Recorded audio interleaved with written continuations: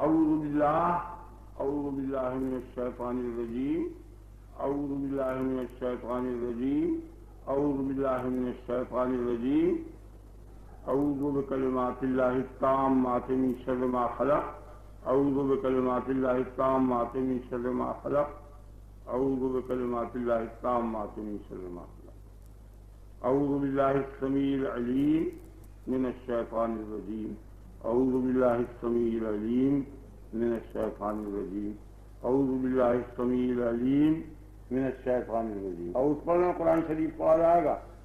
اللہ تبارک و تعالیٰ قبول کرے. استغفر اللہ الذی لا الہ الا هو الحی القیوم واتوب الیہ. استغفر اللہ ربی من کل ذنب واتوب الیہ. رب اشرح لی صدری ویسر لی امری واحلل عقدۃ من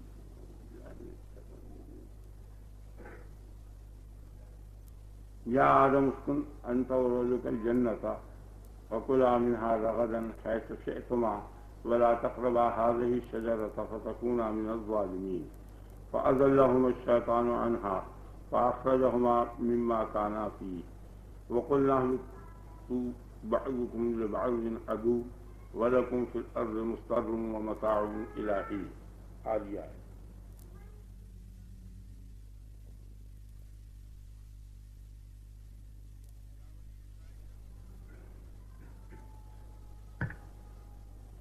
یا آدم اسکن انت وزوجک الجنۃ. اے آدم اسکن انت وزوجک الجنۃ. اسکن رہو سہو رہ سہ تو اور تیری بیوی. فکلا منہا رغدن حیث شئتما. اور اس جنت میں سے جو جہاں سے تم چاہو جس جگہ سے تم چاہو خوب کھاؤ پیو اچھی طرح سے. رغدن کے معنی اچھی طرح، جیسے یہاں بولتے ہیں اچھی طرح پیٹ بھر کے کھاؤ. یہ محاورہ جیسے دہلی کا ہے اردو کی زبان کا، تو اس کے لیے یہ رغدن کا لفظ یہ ہے. رغدن کے معنی ہے واسع رافع، خوب وافر طریقے پر اچھی طرح سے کھاؤ پیو. ولا تقربا هذه الشجرۃ. اور اس درخت کے پاس مت پٹکنا، اس کے قریب تک نہ جانا. اور اگر تم گئے اس کے قریب، یہ محذوف ہے یہاں، فتکونا من الظالمین، تو تم دونوں ظالموں میں سے ہو جاؤ گے. فأزلہما الشیطان عنہا، پھسلا دیا ان دونوں کو شیطان نے. عنہا، ہا کی ضمیر اسی شجرہ کی طرف بھی پھر رہی ہے اور جنت کی طرف بھی پھر رہی ہے. اس درخت کی طرف اگر پھرے گی تو معنی یہ ہوں گے کہ اس درخت کی وجہ سے، اس درخت کے سبب سے ان دونوں کو پھسلا دیا یا جنت سے پھسلا دیا. بہرحال دونوں معنی لگتے ہیں. فأزلہما الشیطان عنہا فأخرجہما، اور ان دونوں کو نکال دیا مما کانا فیہ، جن نعمتوں میں وہ تھے ان نعمتوں سے ان کو نکال دیا. قلنا اہبطوا، ہم نے کہا اترو، بعضکم لبعض عدو، تم میں سے ایک دوسرے کا دشمن ہے. وَلَكُمْ فِي الْأَرْضِ مُسْتَقَرٌّ، اور تمہارے لیے زمین پر ٹھہرنا ہے یا ٹھہرنے کی جگہ ہے. مستقر کے معنی استقرار کے بھی ہیں اور موضع استقرار کے بھی ہیں. تمہارے لیے وہاں ٹھہراؤ ہے یا ٹھہرنے کی جگہ ہے. وَمَتَاعٌ إِلَىٰ حِینٍ، اور ایک مدت طویل تک تم کو اس پر برتنا ہے. متاع کے معنی برتنا، تمتع. اور متاع اس شے کو بھی کہتے ہیں، ہر وہ شے کہ جو قابل برتاؤ ہو اس کو کہتے ہیں.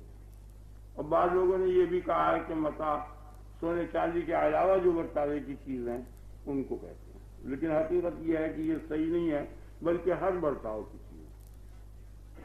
سونے چاندی کو بھی متاع کہہ سکتے ہیں، اس لیے کہ زین للناس حب الشہوات من النساء والبنین والقناطیر المقنطرۃ من الذہب والفضۃ. سونا اور چاندی جو ہے اس کے لیے لوگوں کو لیے آراستگی اور پیراستگی کر دی ہے. اور اس کی بابت کہا ذالک متاع الحیات الدنیا. ذالک کا اشارہ ان تمام چیزوں کی طرف ہے، اور ان چیزوں میں سے ذہب اور فضہ بھی ہے، سونا اور چاندی بھی ہے، اور اس کو اللہ تعالیٰ نے متاع کے لفظ سے تعبیر کیا. تو اس سے پتہ چل گیا کہ متاع کا لفظ سونے اور چاندی پر بھی بولا جاتا ہے، اور باقی تمام کپڑا لتا برتن وغیرہ برتنے کی جتنی چیزیں ہیں سب میں. یہ تو اس کا ترجمہ ہوگی. یا آدم اسکن انت وزوجک الجنۃ، اے آدم رہو سہو یا رہ تو اور تیری بیوی. یہ انت جو ہے تاکید ضمیر مستتر کی جو تھن میں ہے،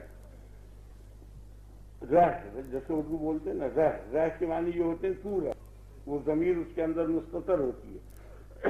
اس مستتر کی تاکید کے لیے دوسری ضمیر ظاہر لائی گئی انت تو، اس لیے کہ اس کے اوپر عطف کرنا تھا وزوجوں کا تیری بیوی.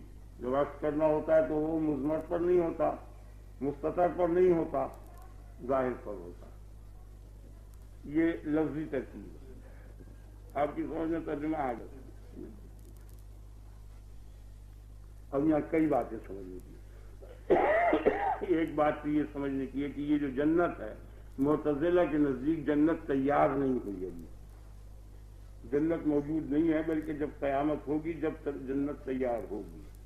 ان لوگوں کا عقیدہ یہ ہے، اور عام مومنین کا عقیدہ یہ ہے کہ جنت تیار ہوگی. تو انہوں نے یہ کہا ہے کہ یہ جنت جو ہے یہ کوئی زمین پر جنت ہے. اس جنت میں تھے حضرت آدم. وہ جنت الخلد نہیں ہے، کیونکہ اگر یہ جنت الخلد ہوگی جس کی بابت کے وعد کیا گیا ہے، اگر یہ وہی جنت ہوگی جو جنت الخلد کہلاتی ہے، تو حضرت آدم علیہ السلام کو شیطان دھوکے میں نہیں ڈال سکتا تھا. ما نہاکما ربکما عن ہذہ الشجرۃ الا ان تکونا ملکین اور تکونا من الخالدین، تم ہمیشہ رہو گے، یہ دھوکہ دیا اس نے. تو اگر یہ جنت الخلد ہوتی تو یہ تو انہیں معلوم ہی تھا کہ ہمیشہ رہنا ہے، تو پھر وہ خلد کے دھوکے میں نہ آتے، خالدین کے دھوکے میں نہ آتے. یہ انہوں نے دلیل بیان کی. آپ نے خیال کی کہ اگر یہ جنت الخلد ہوتی تو آدم علیہ السلام شیطان کے دھوکے اور غرے میں نہ آتے، لیکن وہ دھوکے میں آ گئے.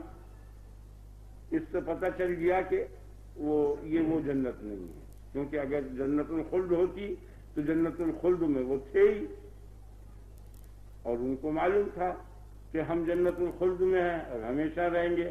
ان کو ہمیشگی کے دھوکے سے میں نہیں آنا چاہیے تھا، لیکن وہ دھوکے میں آ گئے. اس وجہ سے معلوم ہوا کہ در حقیقت یہ وہ جنت نہیں ہے. ان کی دلیل یہ غلط ہے. اس لیے کہ شیطان نے یہ کہا تھا الا ان تکونا ملکین اور تکونا من الخالدین، اور انہیں یہ علم تھا اچھی طرح سے کہ میں ملک فضل ہوں. اس کے باوجود وہ دھوکے میں آ گئے. دونوں میں سے کسی ایک چیز کے یا دونوں کے دھوکے میں آئے ہو، یا تو فرشتے بننے کے دھوکے میں آئے یا ہمیشہ رہنے کے دھوکے میں آئے. تو فرشتے بننے کے دھوکے میں تو آ نہیں سکتے تھے. اگر دھوکے میں آتے وہ تو در حقیقت فرشتے بننے کے دھوکے میں بھی آتے، جو اس کے بننے کے دھوکے میں نہیں آئے، بلکہ وہ جانتے تھے کہ فرشتے نے میری تعظیم کی ہے اور میں اس سے اعلیٰ اور افضل ہوں. اب ان کو یہ دھوکہ دینا کہ تم فرشتے بن جاؤ گے تو اس کے معنی یہ ہوئے کہ تم اعلیٰ سے ادنا بن جاؤ گے. اس دھوکے میں نہیں آ سکتے تھے. سمجھ آ گیا نا؟ اعلیٰ کو تو دھوکہ ہو سکتا ہے، ادنا کو دھوکہ ہو سکتا ہے اعلیٰ بننے کا، اعلیٰ کو ادنا بننے کا دھوکہ نہیں ہو سکتا. ایک دلیل انہوں نے یہ بیان کی ہے جس کے حاصل میں نے آپ کو سنا دیا. سمجھ میں آ گئی؟ ایک دلیل انہوں نے یہ بیان کی ہے وَمَا هُم مِنْهَا بِمُخْرَجِينَ. اگر یہ دارالخلود ہوتا، اگر یہ جنت دارالخلد ہوتی تو اس سے نکالا نہ ملتا، لیکن ان کو نکال دیا گیا، کیونکہ اللہ تعالیٰ نے فرمایا ہے وَمَا هُم مِنْهَا بِمُخْرَجِينَ، وہ جنت سے نکالے نہیں جائیں گے. اور آدم جنت سے نکالے گئے تو معلوم ہوا کہ یہ وہ جنت نہیں ہے. اگر یہ جنت وہ ہوتی تو اس سے نکالے نہ جاتے. ایک دلیل انہوں نے یہ بیان کی. تو یہ بھی صحیح نہیں ہے، غلط ہے. میں جواب دے رہا ہوں ان کی طرف، اب تمام مسلمانوں کی طرف. یہ بھی غلط ہے، اس لیے کہ نبی صلی اللہ علیہ وسلم لیلۃ المعراج میں جنت میں تشریف لے گئے اور پھر وہ وہاں سے نکلے، اور تمام انبیاء علیہ السلام اور تمام شہداء اور تمام صالحین سب مرنے کے بعد جنت میں جائیں گے اور پھر اس کے بعد وہاں سے نکل آئیں گے اور روز جزا سب کو آنا پڑے گا اور جنت سے سب نکل جائیں گے. اب اس وقت سب جنت میں ہیں انبیاء علیہ السلام اور قیامت کے دن سب جنت سے نکل کے آئیں گے خدا کے سامنے. اب سمجھ آئے گی نہیں سمجھ آئے؟ یعنی خالی نکل جانے سے یہ لازم نہیں آتا کہ یہ جنت دارالخلد نہ ہو، یہ مطلب ہے. کیونکہ نبی صلی اللہ علیہ وسلم لیلۃ المعراج میں جنت میں گئے، تمام اشیاء کو دیکھا، وہاں کے حوض کو، نہروں کو اور تمام تفصیلات اس کی آن کے بیان کی، تو وہاں گئے اور جانے کے بعد پھر نکل آئے. یہ کوئی بات سمجھ آئے گی نا؟ ایک دلیل انہوں نے یہ بیان کی کہ یہ جنت اگر دارالخلد ہوتی تو یہ فنا ہو جاتی اگر یہ وہی جنت ہے، کیونکہ کل شیء حالق، ہر چیز جو ہے وہ حالق ہے اور فانی ہے، اور جنت الخلد جو ہے وہ فانی نہیں ہے. سمجھ آ رہا ہے نا آپ کی؟ یہ ذرا اس سے باریک بات ہے. یعنی جنت الخلد فانی نہیں ہے اور کل شیء حالق یعنی فانی، ہر شے فانی ہے، اور جنت الخلد فانی نہیں ہے. اگر یہ جنت الخلد ہوتی جس میں آدم علیہ السلام ہے تو یہ فنا ہو جاتی، حالانکہ جنت الخلد فنا نہیں ہونے کی، وہ خلود نہیں رہا. خلود و فنا میں منافات ہے اور ضد، لہذا یہ وہ جنت نہیں. دلیل کی تقریر سمجھ میں آئی نہیں آئی؟ نہیں آئی. کہ اگر یہ جنت دارالخلد ہوتی جس جنت میں آدم علیہ السلام تھے تو یہ جنت جو ہے فنا ہوگی، اس لیے کہ اللہ تعالیٰ نے فرمایا کہ کل شیء حالق، ہر شے حالق ہے یعنی فانی، تو یہ جنت بھی فانی ہوگی.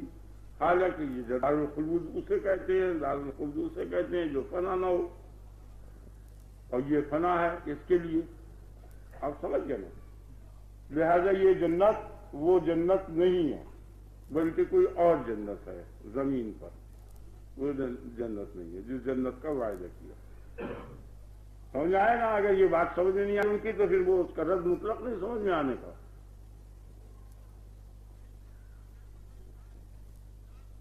ذہن میں بیٹھ گیا نا؟ نہیں سمجھا؟ اس دلیل کے اندر خرابی ضابطے کی ہے اور قانونی خرابی ہے. انہوں نے یہ کہا ہے کہ یہ جنت جو ہے دارالخلد جو ہے وہ فانی نہیں ہے، اور یہ جنت جو ہے ہر شے فانی ہے، ہر شے فانی ہے اور دارالخلد فانی نہیں ہے، یہ کہا. تو اس سے تو یہ نتیجہ نکلا کہ یہ دارالخلد کوئی شے نہیں ہے.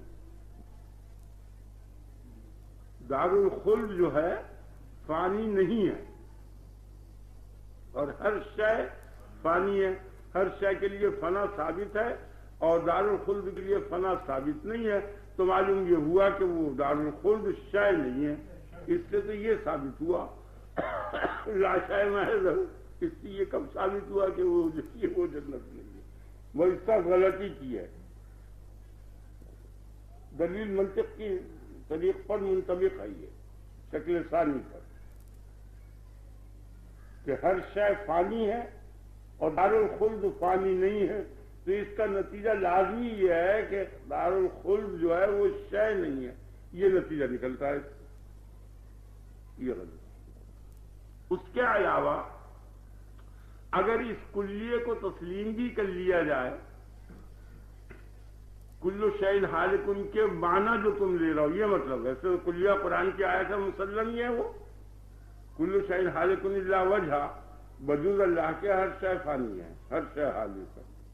تو اس صورت میں تو وہ دارالخلد، جہنم اور دوزخ اور سب جتنے بھی تمام عالم ہیں جب بھی ہوں گے شے قلم ان سب پر گویا مطلق ہے اور اطلاق کیا جا رہا ہے. وہ سب ہلاک ہو جائیں گے، سب کچھ بھی باقی نہیں رہے، عذاب و ثواب سب ختم ہو جائے. تو اس آیت کا یہ مطلب نہیں ہے.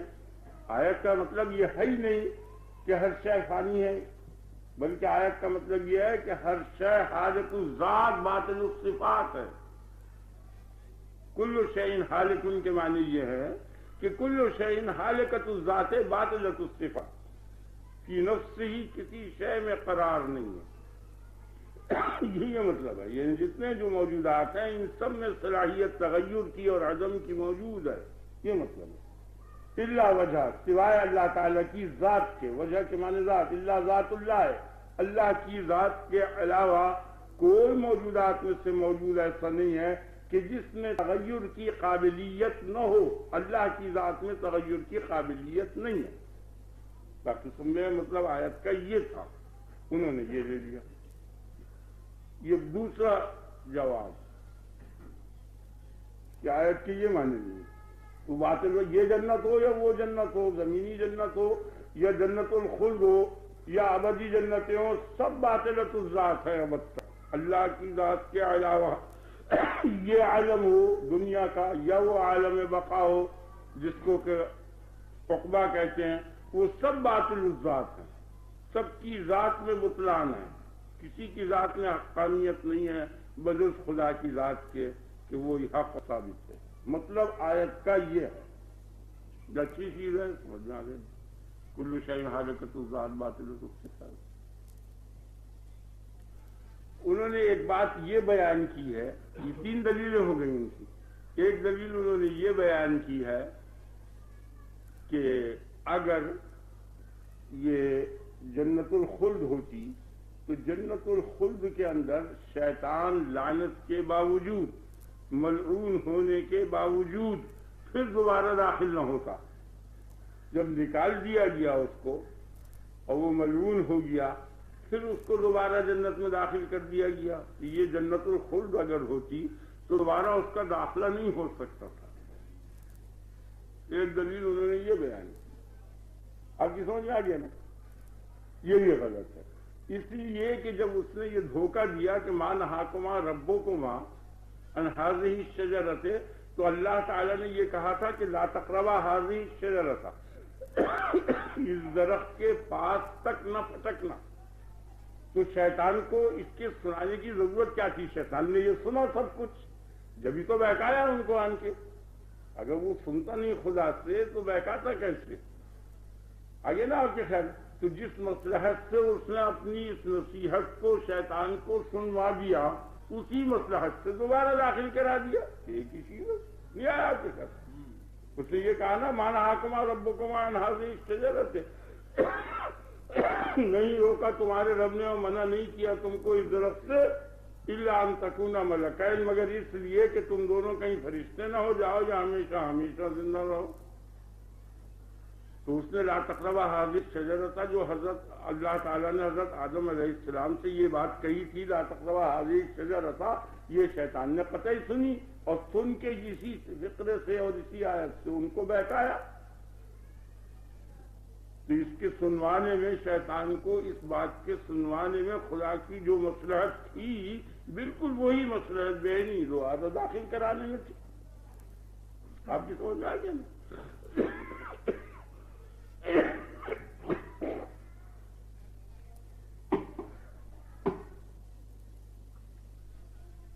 لہذا یہ دلیل بھی غلط ہے۔ چار دلیلیں ہو گئی۔ ایک دلیل انہوں نے یہ بیان کی ہے کہ اولاً جنت کے اندر بغیر عمل کی جزا کے، بغیر کسی عمل کے کیے شروع جنت میں داخلہ جو ہے یہ خلاف حکمت ہے۔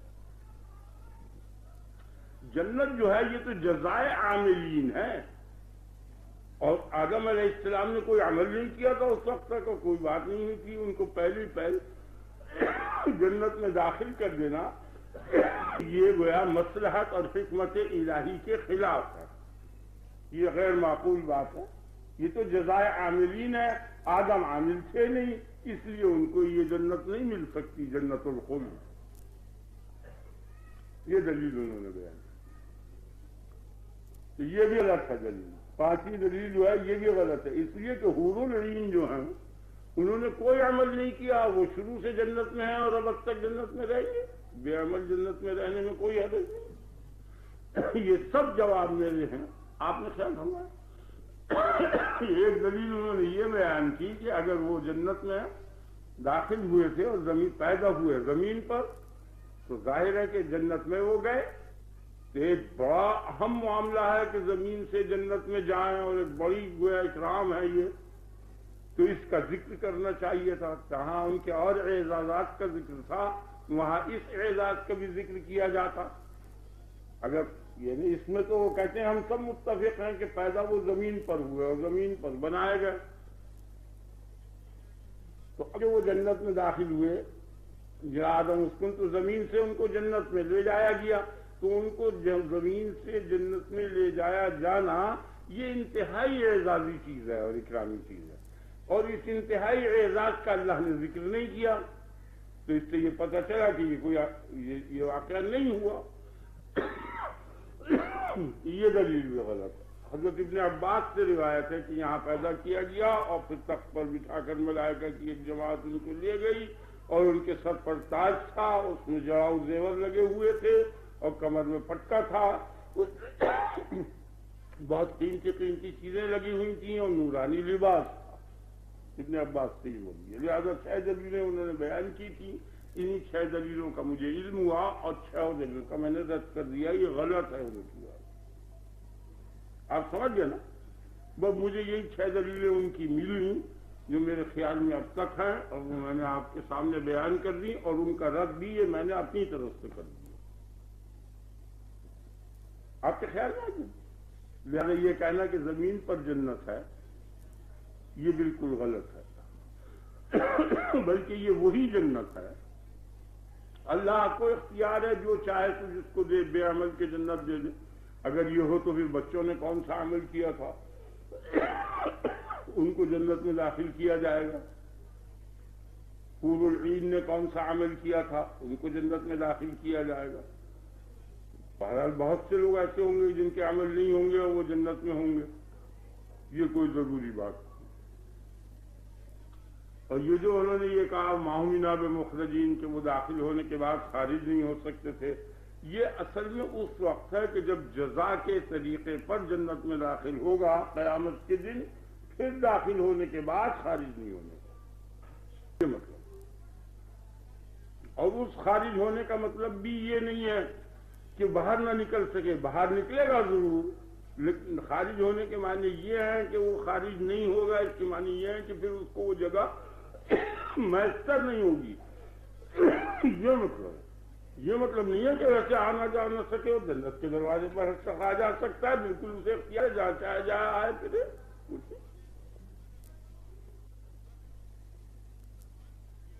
یعنی یہ جو ہے کہ جنت میں داخل ہونے کے بعد پھر نہیں نکلے گا، تو یہ قیامت کے بعد جب عمل کی جزا ملے گی جب، اور پھر نہ نکلنے کے معنی یہ ہے کہ وہاں سے وہ مردود کر کے یا خارج کر کے یا لعنت کر کے یا کسی سزا میں نکال دیا جائے، یہ نہیں ہونے کا یہ مطلب ہے۔ ویسے ہی گھر کے دروازے کے باہر ہر شخص نکل سکتا ہے، جا سکتا ہے، آ سکتا ہے، اس کی کوئی ممانعت نہیں۔ آپ کی سمجھ میں آ گیا؟ بات سب سمجھ میں آ گئی نا؟ ٹھیک۔ اب جنت سے مراد وہی جنت ہے کہ جس جنت کا اللہ تبارک و تعالیٰ نے وعدہ کیا، یا آدم اسکن انت وزوجک الجنت، اے آدم رہو سو تم اور تمہاری بیوی جنت میں۔ تو الجنت میں جو الف لام ہے یہ تعریف کا لام ہے، یہ ہر لفظ میں ال آتا ہے تو یہ اس کو معرف کر دیتا ہے، نکرے کو معرفہ کر دیا جاتا ہے۔ تو تعریف کے معنی ہیں تعین کے، اشارے کے۔ جنت مطلق اور الجنت وہ جنت، یعنی جو ایک آپ کے خیال میں ہو کسی طرف اشارہ کر کے۔ تعریف جو ہے وہ اشارہ ہوا کرتی ہے، تو اشارے کی 2 صورتیں ہیں، یا تو جس لفظ پر وہ داخل ہوا ہے اس لفظ کے مفہوم کی طرف اشارہ ہے، یا اس کے افراد کی طرف اشارہ ہے۔ اور افراد کی 2 قسمیں ہیں، یا کل افراد یا بعض افراد۔ اور بعض افراد کی 2 قسمیں ہیں، بعض معین یا بعض غیر معین۔ تو یہ 4 قسمیں ہو گئی۔ لام تعریف جب داخل ہوتا ہے یہ ال کا لفظ جب داخل ہوتا ہے کسی لفظ پر تو یہ 4 معنی پر دلالت کرتا ہے. یا تو اس کے مفہوم کی طرف اس کو جنس کہتے ہیں، جیسے ان الانسان لفی خسر، الانسان میں جو الف لام ہے یہ اس کے مفہوم کی طرف اشارہ کر رہا ہے، یعنی جن سے انسان چوٹے میں ہے تو وہ لام جنسی چیز کہلاتا ہے، لام جنسی کہلاتا ہے. تو رہو سو تم جنس سے جنت میں، جنت کی جنس میں رہو، تو جنس اس قابل چیز نہیں ہے جو اس میں رہا جائے. اور یا اس الف لام سے اشارہ افراد کی طرف ہے. افراد کی 2 قسمیں، کل افراد یا بعض افراد. اگر کل افراد کی طرف اشارہ ہے تو اس کے معنی یہ ہوئے کہ تم ہر جنت میں رہو، یہ بھی غیر معقول ہے کہ ہر فرد ہو. تو لہذا نہ جن سے جنت مراد ہے یہاں، نہ ہر فرد جنت مراد ہے. اب 2 رہ گئے، بعض، تو بعض معین جنت یا بعض غیر معین جنت. تو بعض غیر معین جنت بھی مراد نہیں ہو سکتی. آپ سمجھ گئے نا؟ جیسے انی اخاف ان یاکلہ الذئب، مجھے ڈر ہے، حضرت یعقوب نے فرمایا ایسا نہ ہو کہ کہیں اس کو الذئب کھا جائے. تو یہ ذئب پہ جو الف لام داخل ہے یہ بعض غیر معین کی طرف ہے، یعنی کوئی سا بھیڑیا. یہ نہیں تھا کہ کوئی معین بھیڑیا کھا جائے، نہ یہ مراد تھی کہ ہر بھیڑیا کھا جائے، نہ یہ مراد تھی کہ بھیڑیے کی جنس کھا جائے، بلکہ بعض غیر معین بھیڑیا نہ کھا جائے یوسف. یہ مطلب آپ سمجھ گئے. تو اگر الجنت میں الف لام بعض غیر معین کے لیے ہوگا تو کسی بعض غیر معین جنت میں رہو سو، یہ بھی مراد نہیں ہو سکتا. اگر آپ تو اب کون سی صورت بیٹھ گئی؟ بعض معین. وہ بعض معین، یہ لام جو ہے بعض معین کے لیے ہے. جیسے وعصا فرعون الرسول، نافرمانی کی فرعون نے رسول کی، الرسول. تو نہ تو اس نے جن سے رسول کی نافرمانی کی، نہ ہر رسول کی نافرمانی کی، نہ بعض غیر معین رسول کی نافرمانی کی، بلکہ بعض معین رسول کی، یعنی موسیٰ علیہ السلام. آپ سمجھ گئے نا؟ تو بعض معین جنت اگر آپ، وہ معین کون ہے، تعین کون سی ہے؟ وہی دارالخلد، اور جو دارالجزا ہے وہی جنت مراد ہے. تو ال ہی کے اندر یہ شے موجود ہے کہ وہ جنت جو ہے وہ معین جنت ہے. آپ کی سمجھ میں آ گیا نا؟ یہ نہیں آیا. تو ان کا یہ کہنا کہ زمین پر جنت ہے یہ بالکل غلط ہے. اور ان سے جب یہ کہا گیا مخالف جماعت نے، وہ تو 6 اعتراض میں نے کر دیے، باقی متقدمین نے یہ کہا کہ اہبطوا، اترو. حبوط کا لفظ جو ہے زمین کے لیے نہیں ہو سکتا، تو انہوں نے اس کا یہ جواب دیا کہ اہبطوا مصرا فإن لكم ما سألتم. یہودیوں سے کہا مصر میں اترو، یعنی منتقل ہو جاؤ. حبوط کے معنی انتقال کے ہیں، ایک جگہ سے دوسری جگہ کی طرف. اترنے کے لیے بھی آتا ہے اور منتقل ہونے کے لیے بھی آتا ہے. تو اس باغ سے، اس جنت سے نکل کر کسی دوسری جگہ چلے جاؤ. یہ مطلب یعنی اس فلیٹ کو، اس کوٹھی کو، اس باغیچے کو، بنگلے کو چھوڑ دو اور اس کے باہر چلے جاؤ.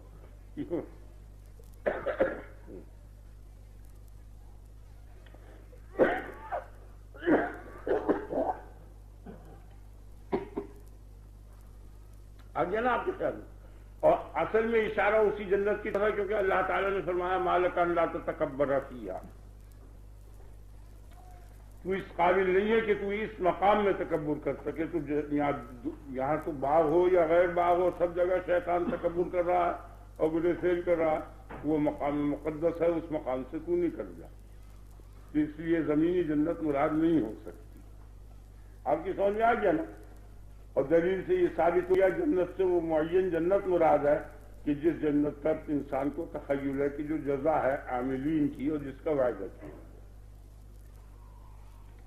فَكُلَا مِنْهَا رَغَدًا حَيْثُ شِئْتُمَا، تم دونوں جہاں سے چاہو کھاؤ، حیثیت کے معنی مکان مبہم، کوئی قید نہیں ہے، جس جگہ سے چاہو کھاؤ، سوائے اس کے کہ لا تقربا هذه الشجرة، اس درخت کے پاس تک نہ پھٹکنا، فتکونا من الظالمین، تو تم دونوں ظالم ہو جاؤ۔ ظالم کے کیا معنی؟ ظلم کے معنی یہ ہے کہ کسی شے کو اس کے غیر محل میں رکھنا، لفظ کی حقیقت یہ ہے، یہی مستعمل ہے۔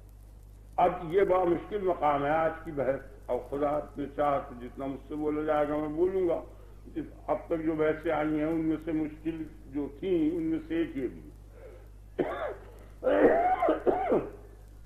کہ اللہ تبارک و تعالی نے یہ کہا کہ تم ظالم ہو جاؤ گے، اور انہوں نے بھی اقرار کیا ربنا ظلمنا انفسنا، اے ہمارے پروردگار ہم نے ظلم کیا اپنی جانوں پر۔ تو انبیاء علیہ السلام کے لیے ظالم کا لفظ جو ہے اور ظلم کے فعل کو ان کی طرف منسوب کرنا یہ جائز ہے یا نہیں، اس کی کیا حقیقت ہے، یہ مسئلہ ہے سمجھنے کا، اور یہ بہت باریک مقام ہے اور غور کرنے کا مقام ہے۔ اللہ تعالیٰ توفیق دے آپ کو بھی مجھے۔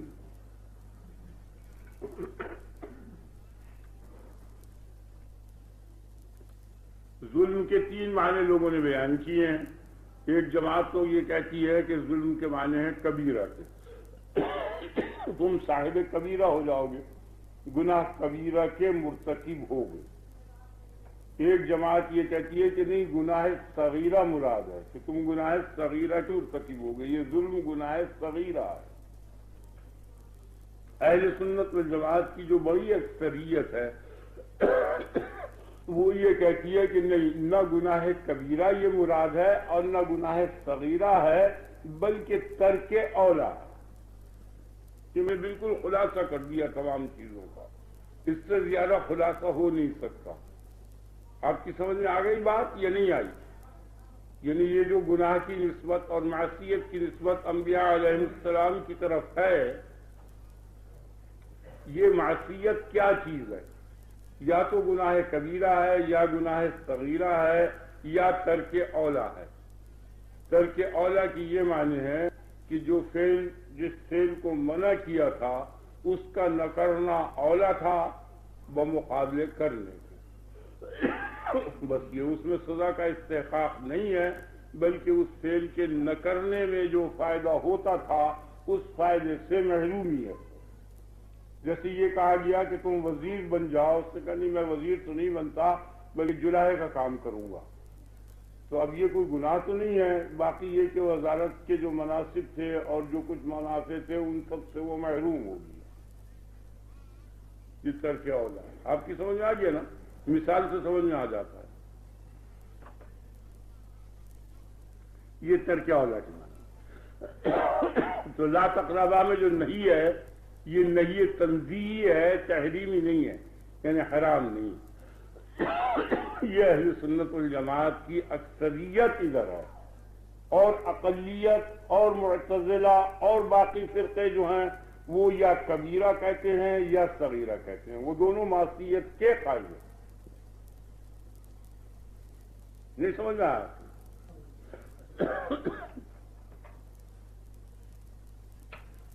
چنانچہ مرجئہ میں سے ایک جماعت ہے، وہ یہ کہتی ہے کہ تبلیغ میں جھوٹ بولنے کے علاوہ تمام گناہ کبیرہ اور صغیرہ انبیاء کر سکتے ہیں۔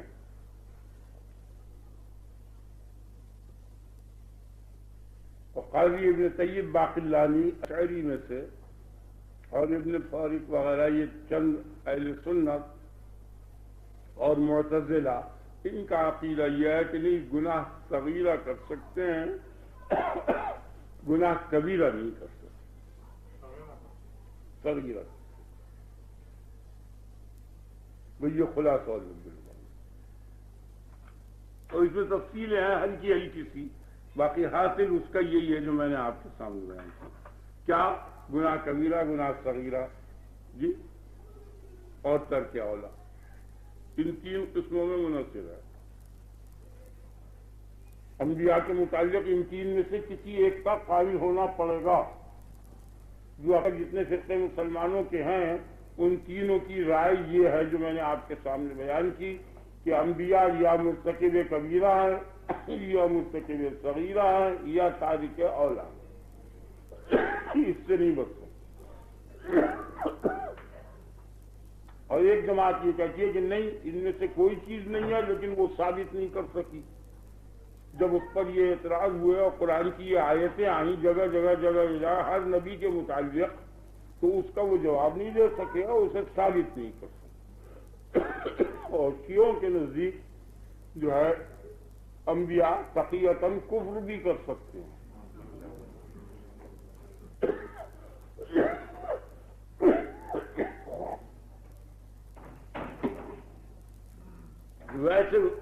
ویسے وہ پاک اور صاف ہے، لیکن دلیل کچھ نہیں۔ تقیۃً کفر کر سکتے ہیں، ویسے نہیں، بغیر تقیہ۔ آپ کی سمجھ میں آ گیا؟ مسئلے کو شروع کرتا ہوں، غور کرنے کی ضرورت ہے، بہت مشکل اور باریک بات ہے۔ یہ 3 رائے ہیں اور اس سے زیادہ کوئی ہم کو چوتھی رائے نہیں ملی، یعنی رائے تو بہت ہے، ان تینوں کا مرجع یہ ہے۔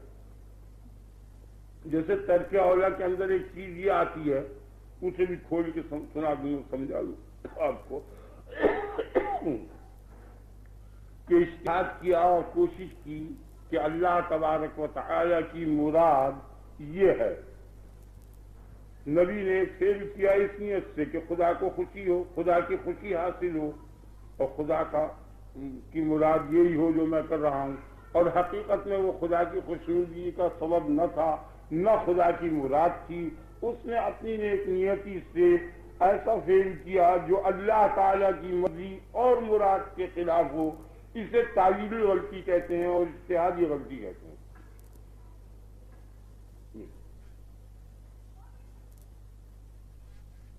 یہ اسی ترک اولیٰ میں آتا ہے، اس کا نام بھی تارک اولیٰ ہے۔ آپ کی سمجھ آ گئی؟ اچھا، اب ان تینوں خرابی ہے، اتنے مذاہب اب تک ہم کو ملے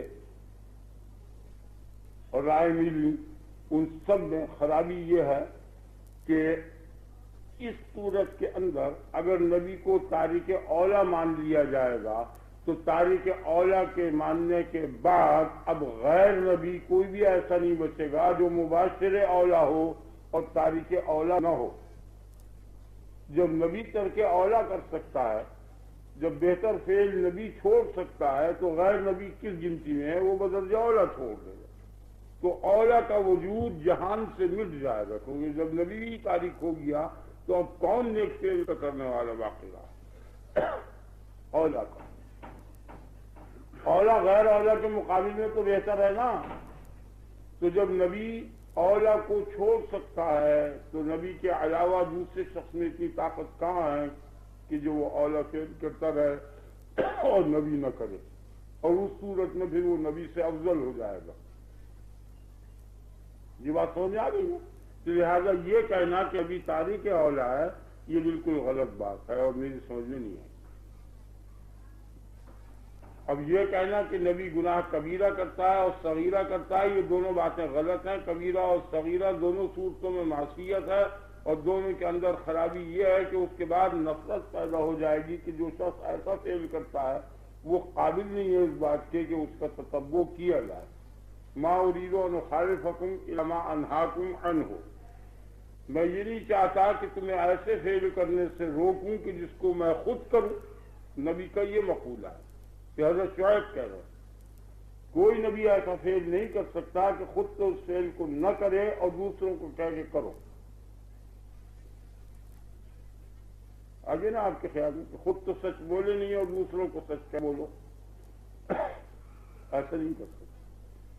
تو خواہ وہ معصیت صغیرہ ہو یا کبیرہ ہو، ہر صورت میں اس کے علاوہ صغیرہ اور کبیرہ کی جو تقسیم ہے یہ تو نبی سے ہی معلوم ہوگی، اور ایسی صورت کے اندر کچھ پتہ ہی نہیں چل سکتا کہ صغیرہ کیا ہو کبیرہ کیا ہے۔ یہ تو تم نے اپنے خیال میں صغیرہ اور کبیرہ کر لیا، وہ تو نبی جب تک نہیں آن کے بتائے گا کہ یہ صغیرہ ہے اور یہ کبیرہ ہے، اس وقت تک صغیرہ اور کبیرہ کا پتہ کیسے چلے گا؟ آگے نا اب جن آیتوں سے کہ گناہ ثابت ہو رہا ہے ان آیتوں کو آپ ایک طرف لے لیں. کل بہت سی مجھے یاد ہے، اور جن آیتوں سے انبیاء کی معصومیت ثابت ہے ان کو آپ ایک طرف لے لیں. نہیں، بہت عجیب بات ہے، بہت غور سے سننا چاہیے.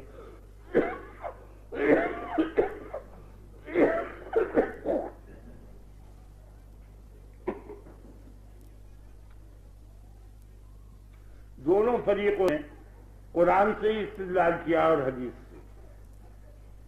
جیسے یہ آیت گناہ کبیرہ کے ثابت کرنے کے لیے یا گناہ صغیرہ کے ثابت کرنے کے لیے یا ترک اولا کے ثابت کرنے کے لیے کم سے کم درجہ فتکون من الظالمین تو ہے نا. یا وعصى آدم ربہ فغوی، آدم نے اپنے رب کی نافرمانی کی پھر وہ کجراہ ہو گیا. آگے نا آپ کے خیال میں یہ آیت تو کبیرہ کی ہے. وَفَعِلْتُ إِذًا وَأَنَا مِنَ الضَّالِّينَ، میں نے کیا تھا یہ کام جب فرعون نے یہ کہا کہ آج نبوت کا دعویٰ کرنے کے لیے میرے سامنے تو آیا، کل کی بات تھی تو نے ایک آدمی کو قتل کر دیا. تو انہوں نے کہا کہ میں نے یہ ضرور کیا تھا اس وقت، لیکن میں اس وقت ضال تھا، گناہ تھا. آدمی کو قتل کر دیا تھا نا. تو ایسی تمام انبیاء کے متعلق ایک آیت ہے. اکثر حضرت یوسف علیہ السلام کے متعلق، حضرت نوح علیہ السلام کے متعلق انی اعوذک ان تکون من الجاہلین. یہ زجر اور یہ ڈانٹ اس بات پر دلالت کر رہی ہے کہ وہ فعل غلط کر رہے تھے. انہ لیس من اہلک، تیرا بیٹا تیری اہل نہیں ہے وغیرہ. حضرت ابراہیم خلیل اللہ کے متعلق کہ انہوں نے کہا کہ انی سقیم، میں بیمار ہوں. یہ جھوٹ بولا، لوگوں سے کہہ دیا تم جاؤ میلے میں بیمار ہوں نہیں جانے کا. یہ کبیرہم ھذا فصلوہم، اپنے اس بڑے بت سے پوچھ لو کس نے توڑا ان بتوں کو. یہ آیتیں ہیں جن سے کہ انبیاء علیہ السلام کے متعلق معصیت یا گناہ کبیرہ یا قابل اعتراض ایک تخیل پیدا ہوتا ہے ان آیات سے. اور جو آیاتیں ایسی ہیں انہم عندنا لمن المصطفین الاخیار، یہ انبیاء علیہ السلام جو ہے ہمارے نزدیک، ہمارے دربار میں مصطفیٰ ہیں اور بہترین ہیں. الا عبادت المخلصین، شیطان کا یہ مقولہ ہے کہ تیرے خالص بندوں کے علاوہ کسی سب کو میں گمراہ کر دوں گا. وہ خالص بندے انبیاء ہی ہو سکتے ہیں، تو انبیاء جو ہیں وہ کبھی گمراہ نہیں ہو سکتے. الا لعنت اللہ علی الظالمین، اور یہ دونوں ظالم تھے انبیاء، اور ظالم پر اللہ کی لعنت ہے. تو انبیاء ملعون ہو گئے، اور ملعون بغیر گناہ کبیرہ کے ہو نہیں سکتا، تو یہ سب صاحب کبیرہ ہو گئے. یہ قرآن شریف کی آیتیں ہیں، اور مجھے باقی اگر نوٹ تھے تو میں بہت تفصیل سے وہ آیت آپ کے سامنے سب بتا دوں، لیکن تھوڑی تھوڑی میں بتاتا جاتا ہوں. آپ سمجھ لیں قرآن بھرا ہوا ہے دونوں آیتوں سے، کہ بعض آیات اس قسم کی ہیں کہ جن سے وہ انبیاء کی توہین ہوتی ہے اور انبیاء کی طرف منسوب ہوتی ہیں چیزیں، اور بعض آیات اس قسم کی ہیں، زیادہ آیات اس قسم کی ہیں کہ جس سے ان کی عظمت اور ان کی صداقت ثابت ہوتی ہے. تو دونوں فریقوں نے جو ان کی طرف برائی کی نسبت کرتے ہیں، خواہ وہ برائی کبیرہ ہو یا صغیرہ ہو یا ترک اولا ہو، تو ہماری جماعت جتنی ہے اہل سنت والجماعت کی، وہ بھی ترک اولا کہتے ہیں. میری رائے نہیں، غلط. دونوں فریق اور ان کے فرقے غلط. نہ نبی صاحب کبیرہ ہے، نہ صاحب صغیرہ ہے، نہ تارک اولا. یہ غلط بات ہے. اور جن آیات سے استدلال کیا ہے انہوں نے، آپ سمجھ گئے نا یا نہیں؟ یہی ہے ذرا سا ٹکڑا سمجھنے کے لائق. جو عجیب بات ہے کہ دونوں قسم کی آیتیں موجود ہیں نا، تو ان دونوں سے تو استدلال اس وقت ہوگا جب یہ مستند ہو جائیں. اور گناہگار ہونے کی صورت میں ان کے اقوال جو ان کے معرفت آئے ہیں، خواہ وہ حدیث ہو یا قرآن ہو، وہ دونوں غیر مستند ہو گئے۔ آپ نے خیال کیا جو شخص کی گناہگار ہے اور مجرم ہے اور عاصی ہے اور غاوی ہے یا جھوٹا ہے، اسی نے یہ قرآن کی آیتیں نقل کی ہیں اور حدیثیں بیان کی ہیں، تو کذب کی تقدیر پر یا گناہ کبیرہ کی تقدیر پر وہ آیات مقبول کب ہوں گی کہ جن آیات سے تم استدلال کر رہے ہو؟ سمجھ آ گیا نا؟ اور ان کی برات کے لیے ان آیات کی ضرورت نہیں، کیونکہ اگر برات پہلے ہی نہ ہوتی تو ان آیات کو قبول نہ کیا جاتا۔ اس لیے مثبت نے جتنی دلائل بیان کیے آیات وہ بے سود ہے۔ خیال رکھنا کہ ان سب آیات کا ثبوت اور صدق اور ان کا احتجاج اور حجت ہونا موقوف ہے ناقل پر، جو نقل کر رہا۔ اگر وہ ناقل حق ہے تو وہیں ثابت ہو گئی اس کی حقانیت، ان آیت کی ضرورت نہیں۔ سمجھ میں آیا؟ یہ نئی بات ہے جو تم لے کے جاؤ گے، اور کوئی نئی بات نہیں چیز۔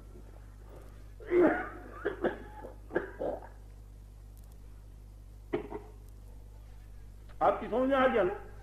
یعنی جن آیات سے آپ استدلال کر رہے ہیں ان کی برائی پر وہ جب دلیل بنیں گی کہ جب وہ آیات مستند ہوں،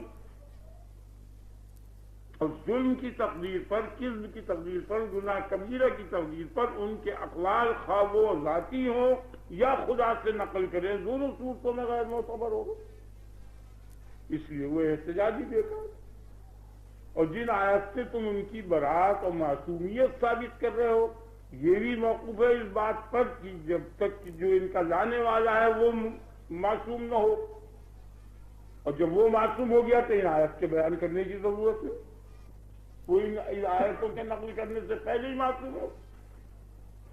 یہ میری بات، میری رائے یہ ہے۔ آگے نا آپ کس پر کہ دونوں فریق غلطی پر ہیں، اور دونوں فریق کی جتنی قسمیں سب غلط ہیں، اور استدلال دونوں کا لا قانونی، کہ تینوں صحیح دلیل میں غلطی الگ ہے، وہ جب تفصیل آئے گی تو میں بتا دوں گا آپ کو۔ دلائل کے اندر خرابی الگ ہے، اس سے ہمیں بحث نہیں، ہم تو کہہ رہے ہیں یہ تمہارا طریقہ استدلال ہی غلط ہے، یہاں ضرورت نہیں ہے اس کی۔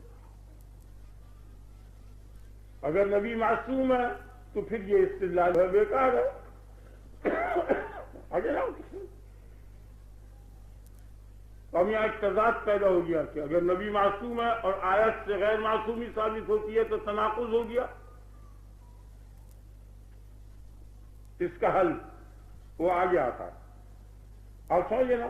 رائے تو معلوم ہو گئی کہ استدلال غلط ہے، لا قانونی ہے۔ یہ قانون استدلال سے یہ فریقین واقف نہیں تھے، یہ غلط استعمال کیا ہے۔ جس شخص کے متعلق یہ معلوم ہے کہ یہ سچا ہے، پھر اس کے قول سے اس کی صداقت پر استدلال کرنے سے فائدہ کیا ہے، بلکہ اس کی صداقت پر اس قول کو تسلیم کیا گیا۔ یعنی نبی کے معصوم ہونے کی بنا پر قرآن کو تسلیم کیا گیا ہے،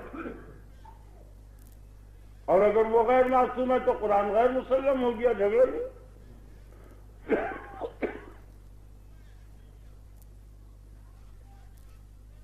اب جب نبی معصوم ہے اور اس کے معصوم ہونے کی بنا پر قرآن کو تسلیم کر لیا گیا، اور قرآن کو تسلیم کرنے کے بعد اس آیت سے نبی کی غیر معصومیت ثابت ہوتی ہے، اس کا حل کرنا چاہیے، اس کا حل کرنا چاہیے تھا۔ آگے نا آپ کے خیال جگہ جگہ قرآن سے استدلال ہوتا ہے، نبی کی فضیلت پر جتنی آیتوں سے استدلال ہو رہا ہے وہ سب غلط ہے، لا قانونی، کوئی یہ نہیں بات۔ نبی کی فضیلت پر جتنی آیتوں سے استدلال ہو رہا ہے، جیسے لا یؤمنون حتی یحکموک فیما شجر بینہم، اس آیت سے نبی کو حکم بتایا، اس آیت سے یہ ثابت ہو رہا ہے کہ کل کلا نبی حاکم ہے، فلا وربک لا یؤمنون، بخدا خدا شاعر ہے کہ کسی کو بھی میں مومن تسلیم نہیں کروں گا جب تک کہ وہ تجھ کو کل کلا حکم نہ مان لے۔ تو اس آیت سے نبی کی فضیلت، حاکمیت، حکم پن ثابت ہو رہا ہے. اگر آپ اس کی ضرورت نہیں. یہ آیت کس نے نقل کی؟ یہ آیت کس نے بتائی؟ اگر وہ سچا ہے تو وہ میں اس کی صداقت ثابت ہو گئی. اس آیت کی ضرورت نہیں تھی. اور اگر وہ سچا نہیں ہے تو یہ آیت قابل استدلال نہیں رہی. آپ کی سمجھ میں آ گیا نا نقطہ؟ یہ چیز اسی سے حدیث کا اس بات ہوتا ہے. اسی سے حدیث کا اس بات ہوتا ہے. اور تنہا قرآن کافی نہیں ہے.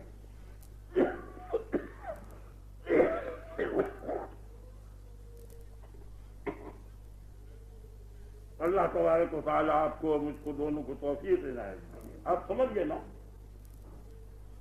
آپ کو جو بھی مذہب ملے گا وہ یہی کہے گا کہ یہ نبی مرتکب کبیرہ ہے یا مرتکب صغیرہ ہے یا تارک اولا ہے یا سہون غلطی ہوئی ہے. یہ بات یہ سب غلط باتیں. واقعہ بیان کرتا ہوں کہ ہے کیا واقعہ. دقت میں نے آپ کو بتا دی کہ نبی کی معصومیت ثابت ہو چکی قرآن سے قبل.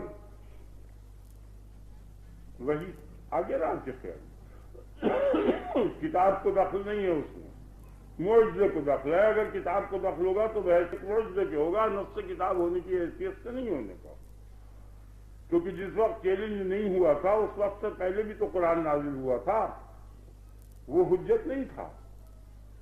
بات سمجھ آئی آپ نے کہا چیلنج سے پہلے علم تفعیل سے پہلے جب فاتو کے صورت مثلی سے پہلے جو قرآن نازل ہوا تھا تو اس وقت تو چیلنج نہیں تھا. اس وقت تو اس کا انکار جو کفر نہیں تھا.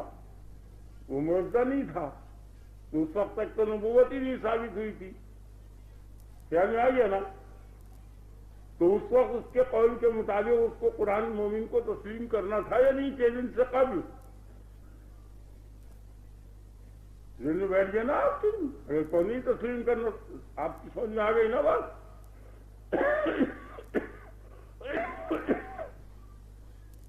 جی خیر. اب یہاں اس مسئلے کو صرف حل کر لینا ہے کہ قرآن شریف جو ہے اس سے انبیاء علیہ السلام کی معصیت کا ضرور پتہ چلتا ہے. اور اس کے جتنے جوابات دیے وہ سب رقیق ہیں اور کوئی اچھا نہیں ہے یا غلط اور یا کم سے کم دل میں نہیں اترنا. تعویلیں کرتے اس کا یہ مطلب نہیں یہ مطلب نہیں یہ مطلب. جیسے عفو اللہ عنک اللہ نے تجھے معاف کر دیا اور انہوں نے اس کا یہ جواب دے دیا کہ فقرہ دعائیہ ہے. انہوں نے تو یہ کہا کہ معافی دوسری چیز کی ہوگی جو جرم ہو. ادھر ان لوگوں نے جو جرم کے منکر ہیں انہوں نے یہ کہا کہ نہیں یہ دعائیہ سے کہا خدا تجھ پر رحم کرے خدا تجھے معاف کرے. یہ بطور دعا کے کہا لما اذنت لهم تو نے کیوں ان کو اجازت دی؟ تو جس وقت اس آیت کے نازل ہونے سے پہلے اجازت دی تھی اور جس فعل کی بابت کہا کہ معاف کر دیا اس وقت مومنین کو اس کے کہنے پہ عمل کرنا تھا یا نہیں؟ اگر عمل کرنا تھا تو وہ فعل صحیح ہو گیا اور اگر عمل نہیں کرنا تھا ان کو تو وہ سب کے سب کافر ہو جاتے. تو یہ اس قسم کے جوابات اور یہ سب جواب جو ہیں میرے خیال میں صحیح نہیں ہیں. ان سب جوابوں کو میں آپ کو سناؤں گا اور ان میں بالکل رکھا کر سکوں. یعنی جو لوگ یہ کہتے ہیں کہ انبیاء علیہ السلام سے گناہ نہیں ہوتے اور گناہ کی آیتیں جب ان کے سامنے پیش کی جاتی ہیں تو وہ اس کے رقیق جواب دیتے ہیں اس کی ضرورت نہیں. ان الفاظ سے قطعی گناہ ثابت ہوتا ہے. ان الفاظ سے جیسے فتکون من الظالمین وعصى آدم ربہ یہ حضرت یوسف کا جو یہ سارا قصہ ہے. فأذن مؤذن أيتها العير انکم لسارقون. خود ہی انہوں نے کہا کہ اس کے اندر رکھ دو پانی کے برتن کو اور پھر ان سے کہا کہ تم چور ہو. اب یہ جو ہے چوری سے بھی بدتر فعل ہے. یہ تو بہتان ہے. اس کی کیا کیا تعبیر ہوگی؟ اس کی بھی کیے ہوئے علماء نے، جہاں جہاں یہ آیتیں آئی ہیں ان کی تعویلیں کر دی ہیں اپنے مذہب کے مطابق، کیونکہ انبیاء گناہ گار نہیں ہوتے، لہذا یہ گناہ کی جو آیت ہے اس کا مطلب یہ نہیں ہے کہ فَظَنَّ أَن لَّن نَّقْدِرَ عَلَيْهِ فَنَادَىٰ فِي الظُّلُمَاتِ، حضرت یونس علیہ السلام کے مطابق کہ ان کو یہ گمان ہو گیا کہ ہم قادر نہیں ہیں اس پر، تو انہوں نے کہا بھلا یہ قادر نہ ہونا، یہ خیال اور یہ ظن جو ہے کفر ہے، اور نبی کیسے کافر ہو سکتا ہے؟ تو اس کی تعویلیں کرتے ہیں کہ ہم چوری نہیں کریں گے، قدرت کے ہمارے سے نہیں، ہم نہیں تصدیق کریں گے۔ اس قسم کی تعویلیں جیسے یہ آج کل بھی لوگ کچھ کرتے ہیں، یہ انہی کی نقل کرتے ہیں، غلط، بالکل سیدھی بات ہے، دونوں کلام اللہ ہے، دونوں حق ہے، کسی ایک شے میں بھی تعویل کی ضرورت نہیں، دونوں حق، بس یہ بھی حق اور یہ بھی حق، خدا یہ بھی کہتا ہے یہ بھی کہتا ہے، بس بات۔ پہلے تو میں آپ کے سامنے دلیل بیان کر دیتا ہوں کہ انبیاء علیہ السلام معصوم ہیں، اور وہ قرآن کافی نہیں ہے اس کے اندر، قرآن کی آیت سے کیسے استدلال ہو سکتا ہے انبیاء کی معصومیت پر؟ کیونکہ اگر انبیاء کی معصومیت پر قرآن سے استدلال کیا جائے گا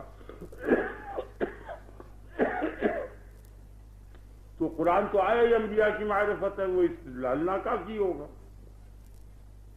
آگے نا آپ کے ساتھ نبی کے کیا معنی؟ نبی کے معنی آپ سمجھ لیں پہلے، مخاطب رب العالمین، اللہ تعالی جس بشر سے اور جس انسان سے کلام کرے بس وہ شخص نبی ہے، اور کلام کرنا نبوت ہے، اور کلام وحی ہے۔ آگے نا آپ کے ساتھ یہ سمجھنا ہے، نبی کسے کہتے ہیں؟ اللہ تبارک و تعالی جس انسان سے کلام کرے بس وہ انسان نبی ہے۔ یاد رکھو، اس سے بہتر معنی نبی کے نہیں، جس انسان سے اللہ تعالیٰ کلام کرے، یہ قید لگا دیے انسان کی، غیر انسان اس میں شامل نہیں ہے، کہ وہ جنوں سے زمین سے کلام کرے، فاتحہ تعاون کرا، زمین آسمان سے کہا تم دونوں آؤ، راضی خوشی یا جبرن، تو کلام اس نے زمین آسمان سے بھی کیا ہے، یا جبالو اوے بھی اے پہاڑوں وہ کرو، تو وہ ہر ایک سے کلام کرتا ہے۔ نہیں، انسان سے اگر کلام کرے تو تب وہ کلام نبوت اور انسان نبی، باقی سوخات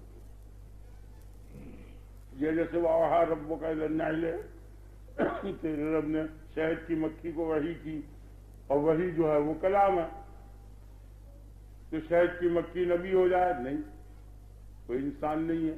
انسان سے اگر خدا کلام کرے تو وہ کلام جو ہے نبوت ہے، اور وہ انسان نبی۔ پھر جس وقت کا یا آدم، بس یہ خطاب ہی نبوت ہے۔ یہ بھی کیا ہے انہوں نے، ہمارے ہاں اہل سنت والجماعت نے اس بات کو تسلیم کر لیا ہے کہ آدم علیہ السلام اس وقت نبی نہیں تھے، وہ قبل النبوت وہ غلطی کے قائل ہیں اہل سنت، یہ بعد النبوت میں گفتگو ہو رہی ہے، نبوت سے قبل غلطی کر سکتا ہے، صغیر آیا کیسی اہل سنت کے نزدیک بھی، ہمارے نزدیک آپ سمجھ گئے نا، ہمارے نزدیک قبل النبوت اور بعد النبوت کسی وقت میں بھی غلطی نہیں کر سکتا، کسی وقت میں بھی وہ گناہ نہیں کر سکتا۔ بس اب اس بات کو سمجھانا ہے، پہلے آپ نبی کے معنی سمجھ لیں۔ نبی کسے کہتے ہیں؟ مخاطب رب العالمین کو، جو اللہ تعالیٰ جس شخص سے کلام کرے بس وہی نبی ہے، جس کی طرف خطاب کرے اور مخاطب بنائے وہ مخاطب ہی نبی ہے۔ تو جس وقت کے خطاب ہو رہا ہے، خطاب کے وقت مخاطب جو بن رہا ہے، معصوم ہونے کے کیا معنی؟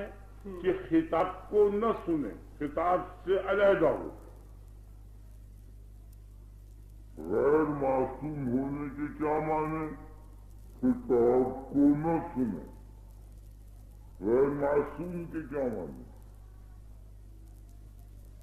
یعنی وہ محفوظ نہیں ہے، خطاب سننے سے محفوظ کہ آدم علیہ السلام اس وقت نبی نہیں تھے، وہ قبل النبوت وہ غلطی کے قائل ہیں.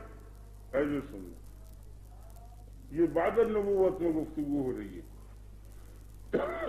نبوت سے قبل غلطی کر سکتا ہے، صغیرہ یا کیسی کیسی. اہل سنت کے نزدیک بھی،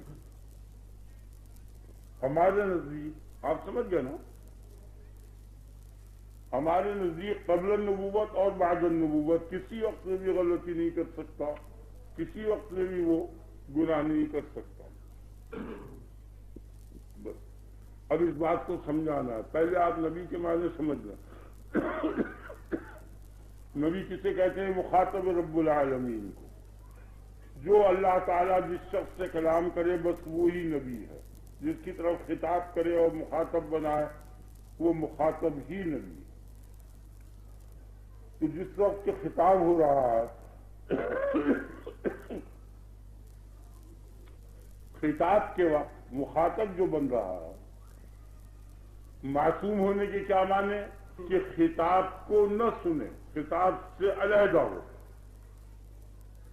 غیر معصوم ہونے کے کیا معنی؟ خطاب کو نہ سنے.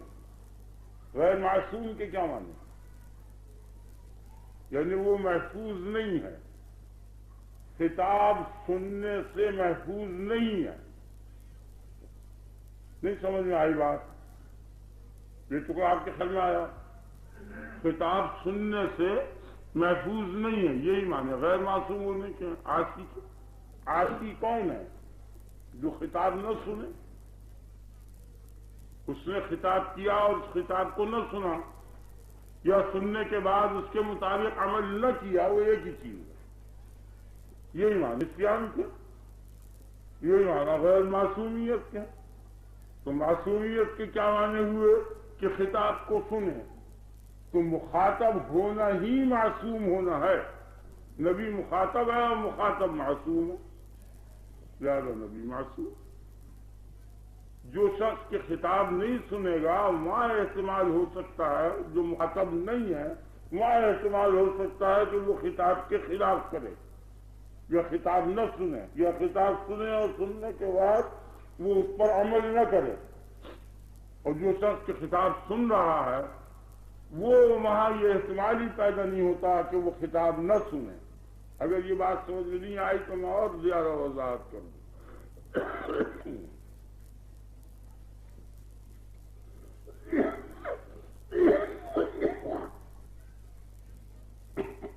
یعنی نبی کہتے ہی اس کو ہیں جو معصوم ہو. یہ مطلب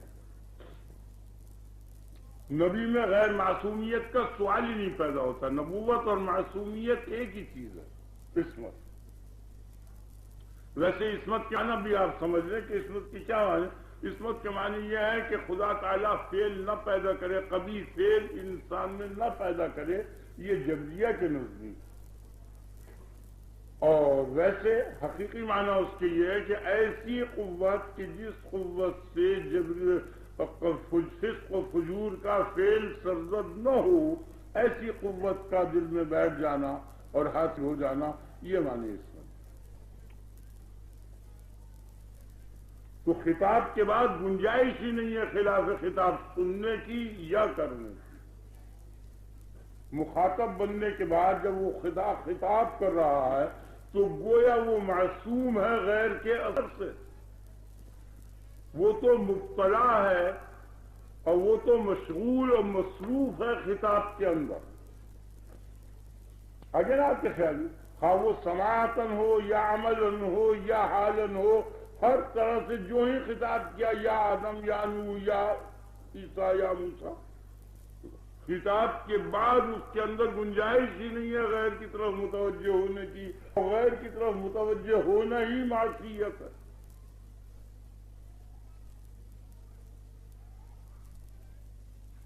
اب خیر بولتے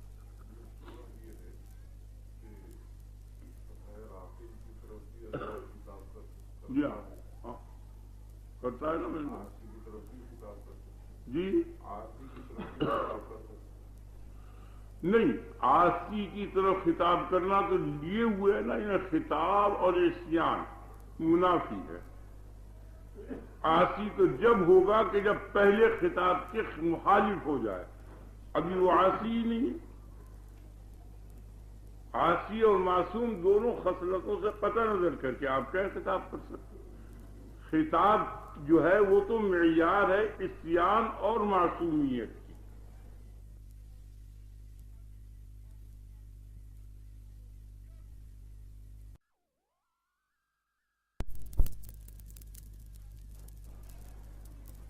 میرے خیال سے زیادہ وضاحت ہو گئی جی۔ یعنی عاصی آپ نے جو ایک شخص کے متعلق کا فلاں شخص عاصی ہے، جیسے ابو جہل ہے، فرعون ہے، وغیرہ وغیرہ، تو یہ عاصی تو بنے گا جب پہلے خطاب ہو چکے اور پھر اس خطاب کو یا سنے نہیں یا سننے کے بعد اس پہ عمل نہ کرے، تو عصیان تو فرع ہے خطاب کی۔ خطاب معیار ہو گیا معصوم بننے کی بھی اور غیر معصوم بننے کی۔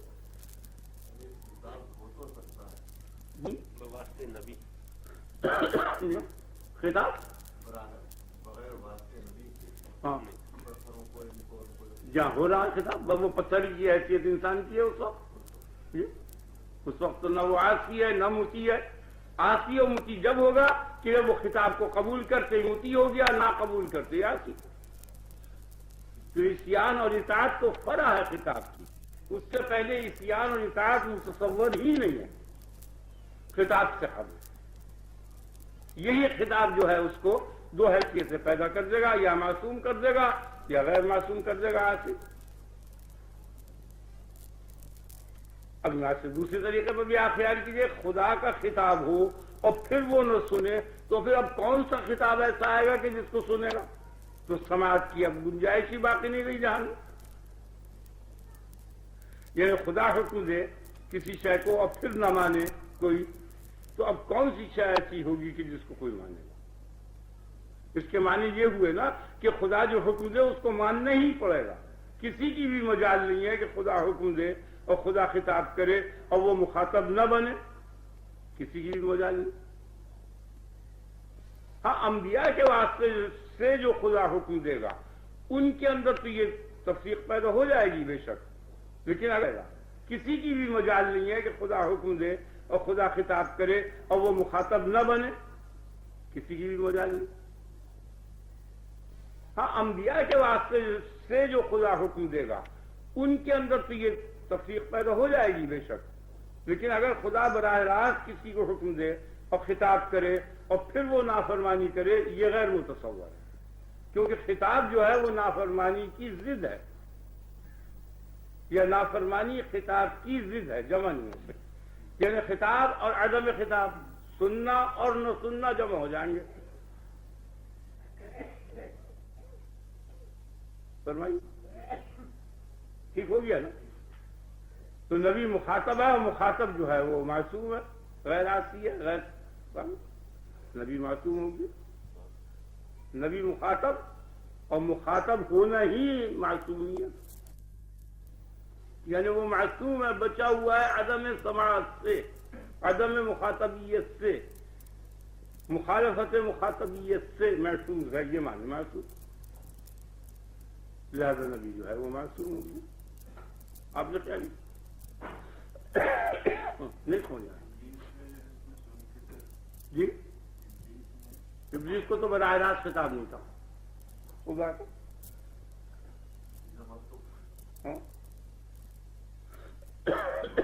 وہ تو امر تک جو ہے وہ ملائکہ کے واسطے تھا، بھائی قل للملائکۃ اسجدوا لآدم، اسی امر میں وہ شامل تھا، اسی امر میں وہ شامل تھا، الا ابلیس جو امر مشترک تھا اس میں وہ شامل۔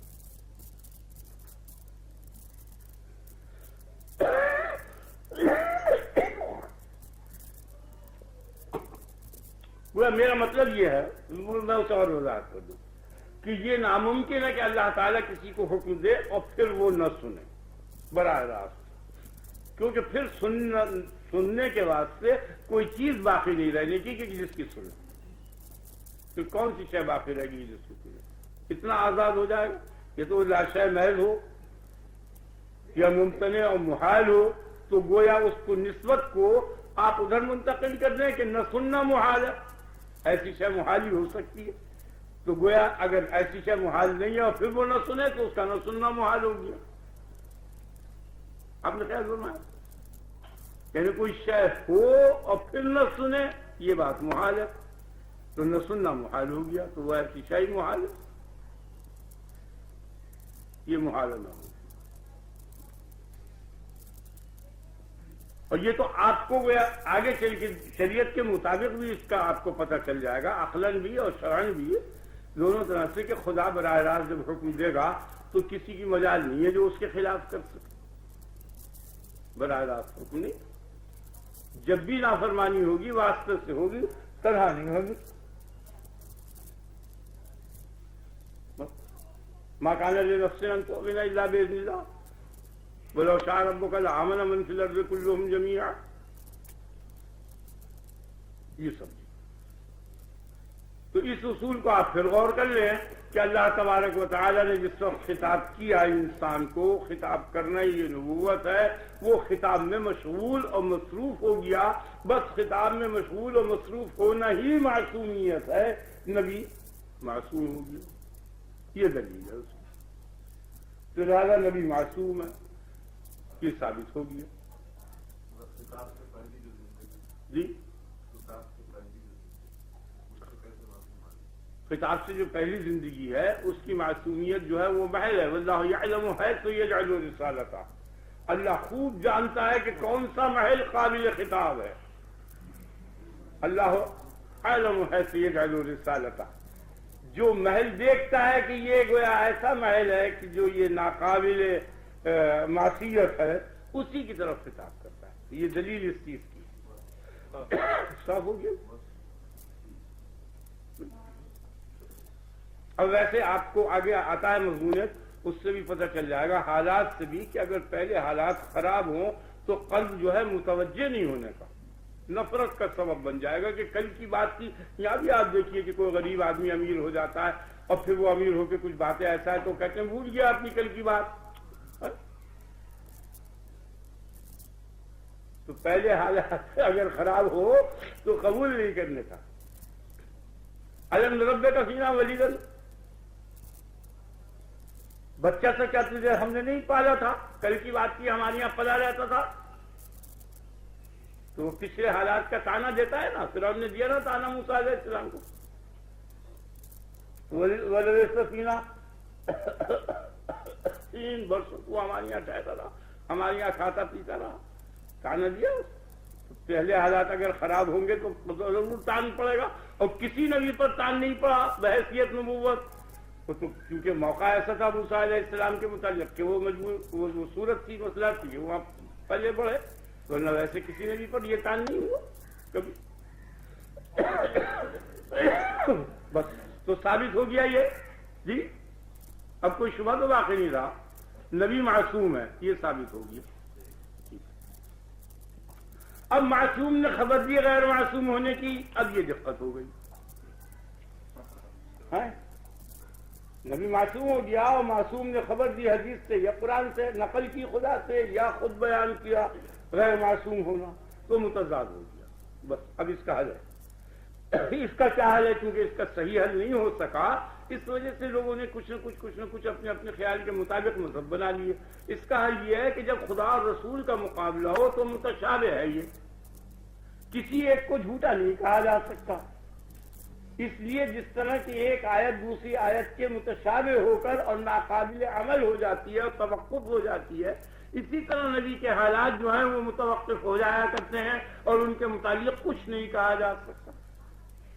آیات متشابہات ہیں نا موجود، اس میں کوئی شک نہیں کہ وہ من جانب اللہ ہیں اور وہ کلام اللہ ہیں، اس طرح نبی جو ہے کوئی شک نہیں کہ وہ من جانب اللہ ہے اور معصوم ہے، لیکن یہ حالات معصومیت کے خلاف ہیں، جیسے وہ آیات دوسری آیات محکمہ کے خلاف ہیں، تو جس طرح سے کہ وہاں محکمات کے مقابل متشابہات ہیں، اسی طرح یہاں معصوم کے مقابل میں یہ غیر معصومی آیات ہیں، تو یہ متشابہات ہیں، ان کا متعلق کچھ رائے نہیں دی جا سکتی کہ یہ کیا راز ہے، کیوں خدا ایسا کہہ رہا ہے، اور خدا تو سب کچھ حق ہے، بے معنی الفاظ بولنے کا؟ جب وہ بے معنی الفاظ بول سکتا ہے یا ایسے کلام بول سکتا ہے کہ جن کلاموں کے معانی پر عمل کرنا حرام ہے، نہیں سمجھے آپ؟ تو وہ ایسی باتیں بھی کہہ سکتا ہے انبیاء کے متعلق۔ خدا کو خوب معلوم تھا کہ عیسیٰ علیہ السلام نے جھوٹ نہیں بولا اور تصویر کی تبلیغ نہیں کی، ہم کو معلوم ہے، تو خدا کو معلوم ہونے میں کیا تھا؟ وَإِذْ قَالَ اللَّهُ يَا عِيسَىٰ أَنْتَ قُلْتَ لِلنَّاسِ اتَّخِذُونِي وَأُمِّيَ إِلَٰهَيْنِ مِن دُونِ اللَّهِ قَالَ سُبْحَانَكَ مَا يَكُونُ لِي أَنْ أَقُولَ مَا لَيْسَ لِي بِحَقٍّ، میں نے کہا تو پاک ہے، مجھ سے یہ نہیں ہو سکتا کہ میں ناحق بات کہوں۔ یہ نہیں کہا انہوں نے میں نے نہیں کیا، بلکہ یہ کہا کہ مجھ سے یہ نہیں ہو سکتا کہ میں ناحق بات کروں۔ إِن كُنتُ قُلْتُهُ فَقَدْ عَلِمْتَ، اگر میں نے کہا بھی ہے تو تجھے معلوم ہے۔ یہ نہیں کہا نفی کہ خدا کی تعظیم کے خلاف نہ ہو جائے۔ تعلم ما فی نفسی ولا اعلم ما فی نفسک، تو میرے دل کا حال جانتا ہے اور میں تیرے دل کا حال نہیں جانتا، کہ تجھے صحیح علم ہے کہ میں نے نہیں کیا اور پھر تو پوچھ رہا ہے اس میں تیری کیا مصلحت ہے، مجھے کچھ پتہ نہیں۔ انک انت علام الغیوب، تو بڑا جاننے والا ہے غیبوں کا، عویدوں کا، تو ہر بید سے واقف ہے، مجھے کچھ۔ ان تعذبهم فانهم عبادک، اگر تو ان کو عذاب دے تو تیرے بندے ہیں، مالک الملک ہے جو چاہے سو۔ وَإِن تَغْفِرْ لَهُمْ فَإِنَّكَ أَنْتَ الْعَزِيزُ الْحَكِيمُ، اگر تو معاف کر دے تو بڑا زبردست حکمت والا ہے۔ قال اللہ هذا يوم ينفع الصادقین صدقهم، اللہ کہے گا اے عیسیٰ سچا ہے تو، ٹھیک کہا تو نے، آج تجھ کو تیرے صدق کام آئے گا، اور میں جو چاہوں تو کہوں، تیرا صدق آج تجھے کہوں۔ خدا کو حق ہے جو چاہے، اور خدا نے کہہ دیا یا نوح انہ لیس من اہلک، حضرت نوح نے کہا رب ان وعدک الحق وانت احکم الحاکمین ان ابنی من اہلی، حضرت نوح علیہ السلام نے فرمایا ان ابنی من اہلی، میرا بیٹا میری اہل میں سے ہے۔ کوئی مسلمان ایسا ہے یا کوئی آسمانی مذہب والا جو حضرت نوح کو نبی مانے، وہ یہ کہہ سکتا ہے کہ نبی جھوٹا ہے؟ کوئی نہیں کہہ سکتا۔ جب کوئی نہیں کہہ سکتا تو اس نے کہہ دیا انہ لیس من اہلک، یہ اس کی نقیض ہے، کہیں بھی گنجائش نہیں ہے، بالکل تناقض ہے۔ اس نے کہا میں نہیں تسلیم کرتا کہ یہ تیری اہل ہے، یہ کہہ دیا تیری اہل نہیں ہے۔ نوح کہہ رہا ہے میری اہل ہے، وہ کہہ رہا ہے میرے، اب کس کو جھوٹا کہو؟ خدا کو کہو یا رسول کو کہو، اس لیے یہ متشابہ آیا تھا، اس لیے خدا جانے اور نبی جانے، ہم کچھ نہیں کہہ سکتے۔ آگے نا یہ آیات متشابہات میں سے ہیں، اس لیے انبیاء علیہ السلام کے متعلق جن آیات کے اندر ایسی باتیں آئی ہیں جو ان کی شایان شان نہیں ہیں، وہ اللہ تعالیٰ کی مصلحتیں ہیں اور بھید ہیں، ان کے متعلق کوئی رائے نہیں دی جا سکتی۔ یہ حق بات اور صحیح بات یہ ہے، اور جو رائے آپ دیں گے وہ غلط ہوگی، کیونکہ ایک کو جھوٹا کرنا پڑے گا نا، کیسے کہتے؟ اور نبی اگر سچا نہ ہو، نبی میں اگر نیک بختی نہ ہو، تو وہ اس قابل نہیں بننے کا کہ جو اسوہ ہو، وہ مقتدی بننے کے قابل ہی نہیں بننے کا، اس کی اقتداء اور اتباعی نہیں ہونے کی۔ لہذا جتنی باتیں بھی انبیاء کے متعلق لکھی گئی ہیں قرآن کے اندر یا بتائی گئی ہیں، وہ سب کی سب متشابہ ہیں، کہ اس میں خدا کی جو مسئلہ ہے خدا ہی جانتا ہے۔ اور اگر وہ حق بات ہو اور آپ کہیں عبس وتولی، یہ واقعہ صحیح ہے یا غلط، تیزی چڑھائی اور منہ پھیرا، تو حق بات کا اظہار کرنا لازم ہے۔ اگر آپ نبی کی موجودگی میں یہ ظاہر کرتے ہی کافر ہوگا۔ اب تو نقل ہو رہی ہے نا، اب میرا مطلب سمجھ رہے نہیں؟ اگر کوئی شخص اس زمانے میں یہ کہہ دیتا دوسرے شخص کی طرف اشارہ کر کے کہ نبی کی طرف یہ اس نبی کے متعلق ہے کہ عبس وتولی ان جاءہ الاعمی، دوسرے کو سناتا اتنا کہتے کافر ہو جاتا۔ اب بھی اس نیت سے کہے تو کافر ہو جائے۔ یہ کہہ رہی فَإِذًا لَأَذَقْنَاكَ ضِعْفَ الْحَيَاةِ وَضِعْفَ الْمَمَاتِ، اسی جذبے کے ساتھ جو خدا کہہ رہا ہے، آپ بھی اسی جذبے کے ساتھ کوئی بھی انسان کہے نعوذ باللہ کافر ہو جائے گا۔ تو حاصل یہ نکلا کہ اللہ تبارک و تعالیٰ کو حق ہے جو چاہے جس نبی کو کہہ دے،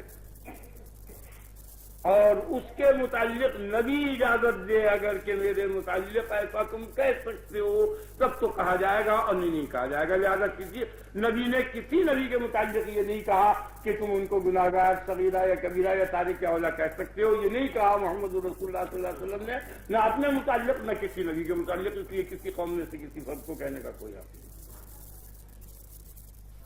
یعنی وہ واقعہ ہوا کرے، ایک واقعہ ہوتا رہے، لیکن اس کے نقل کرنے کی بھی تو اجازت ملے گی نا کہ اس واقعے کو نقل کیا جا سکتا ہے یا نہیں. تو نقل کرنے کی اجازت اگر نبی نے نہیں دی تو اس کا نقل کرنا بھی کفر ہے، خواہ وہ واقعہ سچا ہو یا کیسے ہی ہو. یہ حاصل و دبل ہوا. آپ نے خیال ہوگا یہ صحیح فیصلہ ہے میرا، اور میرا خیال یہی ہے. اور غالباً کیا یقیناً میرا خیال ہے کہ یہ ٹھیک ہے. اللہ تبارک و تعالیٰ میں اور نبی میں تفریق نہیں ہونی چاہیے، اور اللہ کو سولان حق ہے، جو چاہے تو وہ کہے. اور نبی کے متعلق جیسے ما تقدم لذنبک وما تأخر لیغفر لک اللہ ما تقدم من ذنبک وما تأخر، تیرے اگلے اور پچھلے گناہ سب معاف کر دیے.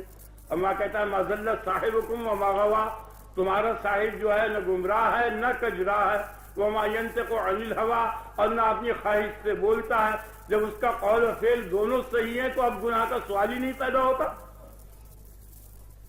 پہلے تو اس کے قول کی تصدیق کر دی ما ينطق عن الهوى کہ اس کا قول بالکل سچا، اور پھر اس کے عمل کی تصدیق کر دی کہ ما ضل صاحبکم وما غوا، نہ تمہارا صاحب ضال ہے نہ غاوی ہے. اور پھر یہ کہا لیغفر لک اللہ ما تقدم من ذنبک یا واستغفر لذنبک وللمؤمنین، تو اپنے گناہ کو بھی بخشوا اور مومنین کے گناہوں کو بھی بخشوا. وہاں گناہ کا سوال ہی نہیں پیدا ہوتا جب سب وہ پاک ہے. آپ نے خیال کیا نا؟ تو پاک ہوتے ہوئے وہ یہ کہے کہ تو اپنی ناپاکی کو پاک کر، اس کو یہ حق ہے. مسلمان نہیں کہہ سکتا. خدا کسی کے متعلق کہہ دے کہ میں نے تجھے پاک کیا اور پھر یہ کہے کہ تو اپنی ناپاکی کو پاک کر، تو یہ اسے حق ہے، لیکن غیر دوسرا آدمی نہیں کہتا. خلاصہ یہ نکلا کہ انسان کو، مومن کو، متبع نبی کو یہ حق نہیں ہے کہ کسی نبی کے متعلق یہ کہے کہ وہ تارک اولیٰ تھا. پھر اب تارک اولیٰ کے جو مقابل مباشر اولیٰ ہے وہ کون ہوگا؟ آپ فرمائیے نا. گناہ کبیرہ کا تو سوال ہی پیدا نہیں ہوتا. ترک اولیٰ کا بھی نسبت نبی کی طرف نہیں کی جا سکتی. ترک اولیٰ کی نسبت آپ صحابی کی طرف تو کر نہیں سکتے، یا اور بزرگان دین کے متعلق نہیں کر سکتے. نبی کے متعلق کیا کیا جائے گا؟ نبی تارک اولیٰ بالکل غلط. یہ بھی معصیت ہے، اور اس کو صغیرہ کا صاحب یا کبیرہ کا صاحب کہنا یہ بھی معصیت ہے، کیونکہ نبی نے یہ نہیں کہا کہ تم انبیاء کے متعلق میرے یا اور دیگر انبیاء کے متعلق صاحب کبیرہ یا صاحب صغیرہ یا صاحب ترک اولیٰ کہہ سکتے ہو. یہ نہیں کہا. اگر نبی کہہ دیتا کہ تم یہ کہہ سکتے ہو تب تو کہہ سکتے تھے، اور چونکہ اب نبی نے یہ نہیں کہا اس لیے آگے نا وہاں گناہ کا سوال ہی نہیں پیدا ہو سکتا. ہاں، اور یہ بھی ہے وہیں عصی اللہ ورسولہ فإن لہ نار جہنم، اس میں معصیت رسول شرط لگی ہوئی ہے، تو نبی کے نار جہنم یعنی وعید میں. اور کہیں تنہا یہ نہیں ہے کہ وہیں عصی اللہ فإن لہ نار جہنم.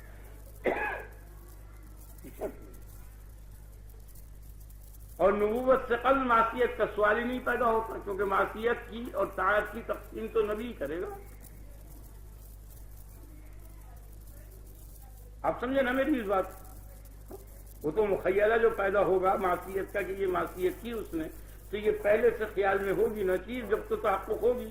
اگر کوئی شخص کسی کو چلتے چلتے ایک تماچا مار دے تو آپ کہیں گے ظلم کیا، تو ظلم کا مخیلہ پہلے موجود ہونا چاہیے نا دماغ میں، تاکہ اس کے مطابق فعل دیکھ کے آپ یہ کہیں کہ یہ ظلم ہے.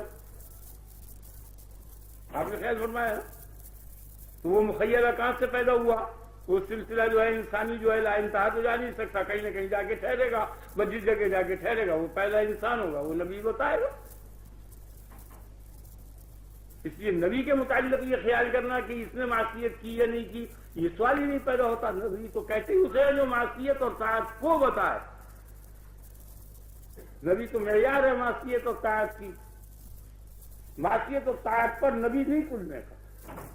معصیت اور طاعت نبی پر تلی، نبی تولے گا، اس تولنے سے قبل کوئی چیز ہی نہیں ہے، اگر نبی نہ بتاتا کچھ بھی نہ ہو۔ تو نبی نے آن کے یہ نہیں کہا کہ کسی نبی کے متعلق متشابہ آیت ایمان لا سکتے ہیں، متشابہ پر عمل نہیں کر سکتے۔ وَأَمَّا الَّذِينَ فِي قُلُوبِهِمْ زَيْغٌ فَيَتَّبِعُونَ مَا تَشَابَهَ مِنْهُ، وہ قرآن کے متشابہات پر جو ہے عمل کرتے ہیں، تو متشابہات پہ عمل نہیں کرنا چاہیے۔ میرے خیال میں یہ زیادہ صحیح راستہ تو یہی ہے۔ باقی ہر شخص نے جو رائے تھی وہ میں نے آپ کو سنا دی۔ اگر آپ یہ چیز بہتر سمجھیں کہ نبی کو تاریخ اولا کہیں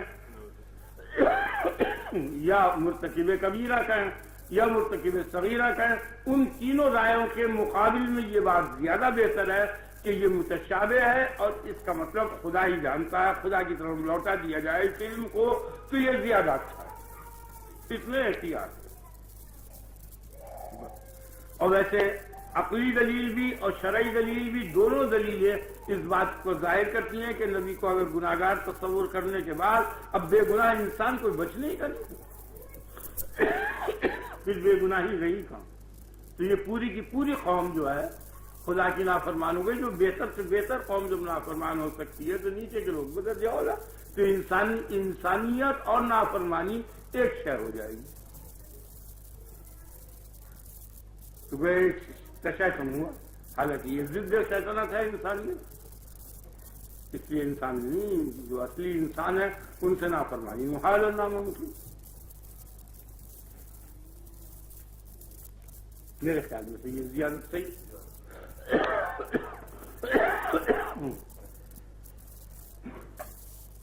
میں آج بولا نہیں جاتا کھانسی کی وجہ سے۔ اچھا کھانسی رک جائے، وہ تقریر تو ختم ہی ہو گئی، اب دعا پڑھتے ہیں، کیا وجہ تو کیوں نمکین کیے گا؟ جی ہاں کھانسی بہت بڑا فضل اپنے رب کے لیے بڑائی بیان کرو، اللہ اکبر کبیرہ والحمد للہ کثیرہ وسبحان اللہ بکرۃ واصیلا، سبحان اللہ وبحمدہ، سبحان اللہ العظیم، لا الہ الا انت سبحانک انی کنت من الظالمین۔ اللہم صلی علی نبینا ومرشدنا ومولانا محمد وآلہ واصحابہ اجمعین۔ اللہم بارک علی محمد وعلی آل محمد کما بارکت علی ابراہیم وعلی آل ابراہیم انک حمید مجید۔ اللہم انا نسألک العفو والعافیہ فی الدنیا والآخرہ۔ اللہم انی اسألک الیقین، اللہم انا نسألک الیقین، اللہم انا نسألک الیقین، اللہم انا نسألک العفو والعافیہ فی الدنیا والآخرہ۔ سبحان ربک رب العزۃ عما یصفون وسلام علی المرسلین والحمد للہ۔